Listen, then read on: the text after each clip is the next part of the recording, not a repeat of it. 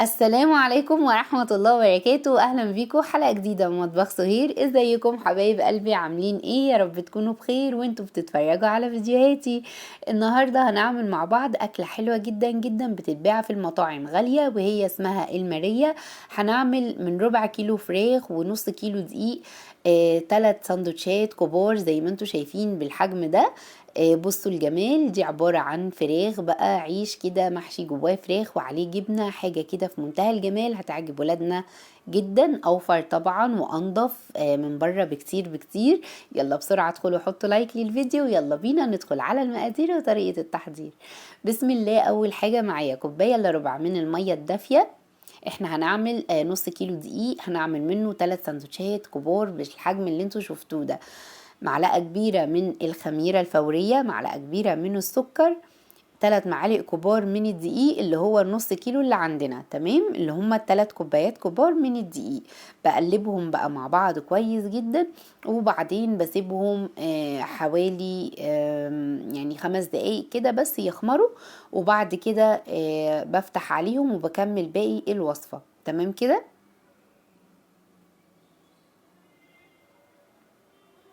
اهم حاجة بس نخلطهم كويس مع بعض عشان يتفاعلوا مع بعض بسرعة. فانا هغطيهم واسيبهم بقى 5 دقايق. بعد التفاعل بتاعهم بالشكل ده زي ما انتوا شايفين، ده بيخليه العجينة بعد كده هشة جدا جدا.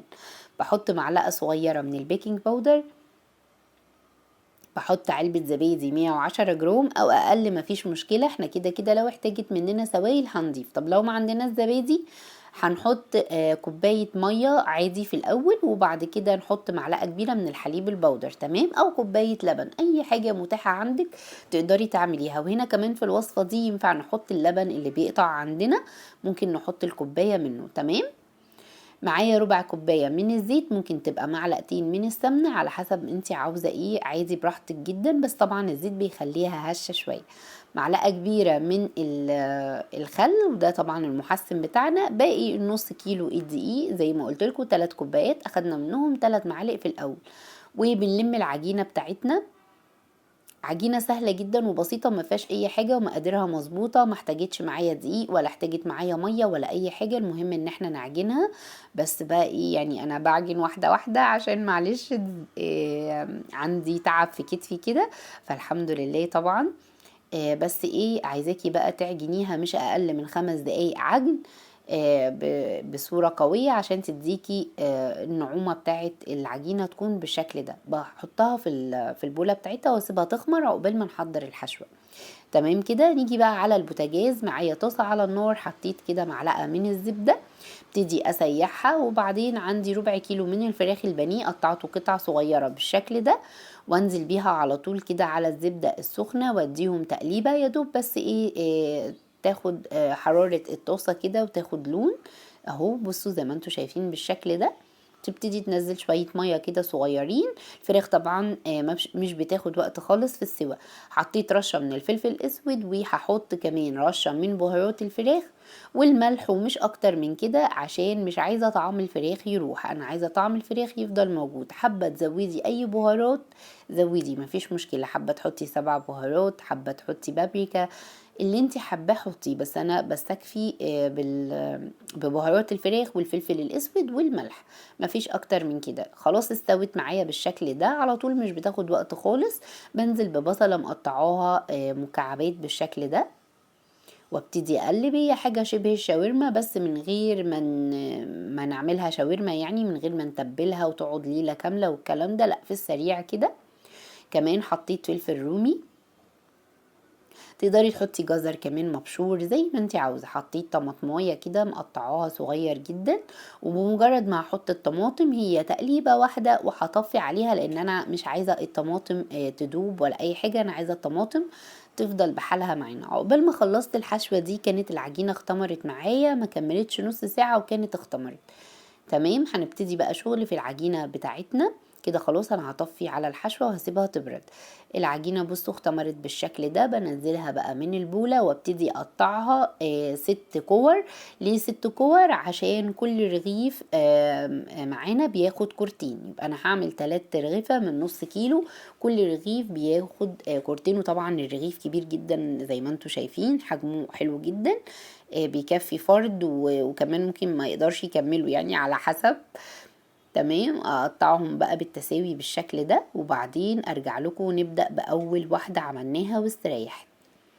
تمام كده زي ما انتوا شايفين، هحطهم على جنب. وبصوا بيختمروا في ساعتها كده وانتي شغاله. واخد واحده بصوا بايديا، ولا نشابه بقى ولا اي حاجه، في السريع كده زي ما انتوا شايفين. اول كوره هبتدي افردها.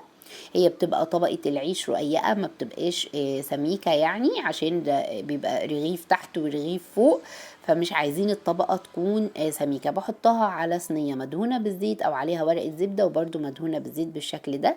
انا كنت حطاها على جنب عشان قلت الصاج هياخد 2، فلا حسيت ان هو هياخد واحدة بس، لان 2 هيبقوا متلزقين في بعض جامد، فقلت خلاص خليها واحدة بس. حطيتها في النص وابتديت احط بقى من الحشوه اللي عملناها. الحشوه ما فيهاش اي سوائل زي ما انتوا شايفين.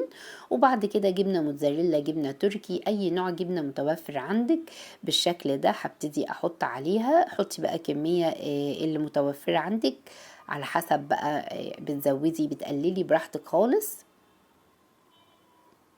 بالشكل ده. عايزه تحطي بقى فلفل حامي حطي، براحتك خالص. بس هو ده الساندوتش اللي بيتباع بره، بيتباع بره غالي جدا، فعلى ايه يعني احنا هنعمله في البيت بمقادير بسيطة زي ما شفتوا مع بعض. فردت بقى الطبقة التانية اللي هحطها من فوق بصوا في ثواني، وهغلف بيها الساندوتش. مش هقفل ولا اي حاجة، هي الجبنة هتسيح يعني هتمسك فيه. انا يا دوب بس بصوا غطيتهم على بعض، ما عملتش اكتر من كده. ماشي تمام. وبعدين هخلص الكمية كلها بالشكل ده. وده اول واحد اختمر معايا هنا بيضة حطيت عليها فانيليا. وما تقوليش عشان حادق ما ينفعش احط فانيليا، لا حطي فانيليا عشان ريحة الساندوتش تبقى حلوة. تمام، وابتدي اغلفها بالشكل ده. مش حابة بقى تحطي بيض، حطي الراعي الرسمي بتاع القناة بتاعتنا، اللبن والنسكافيه. تمام، واجيب شوكة اعمل خطوط بالشكل ده، لان هما بيبقوا اصلا مسويين العيش الاول وبعد كده بيحطوا فيه شاورما، فاحنا هنعمل كله على بعضه بالشكل ده مرة واحدة. فبنديله بقى شكل الجريل اللي هي بالشوكة، وبعد كده برشه بالسمسم وبدخله الفرن طبعا على درجة حرارة عالية. المخبوزات بتدخل على درجة حرارة عالية عشان ما تتمصش معاكي. وطبعا ما اقدرش احدد اقولك بياخد وقت قد ايه، لان طبعا كل فرن غير التاني، وكل واحدة طبعا عارفة ظبطة فرنها بتبقى عاملة ازاي. انا بحطه في الرف الوسطاني ياخد لون من فوق ولون من تحت بالشكل ده. وطبعا كده كده الفراخ مستوية، يا دوب بس الجبنة هتسيح. طالع معايا بالشكل ده. قطعته 4/4 زي بره بالظبط. وبصوا بقى الجمال، بالله عليكم بقى ايه رأيكم في الجمال ده؟ حاجة كده في منتهى الجمال، والعجينة هشة جدا. وولادي لما اكلوه قالوا لي فعلا زي اللي كناه من بره بالظبط.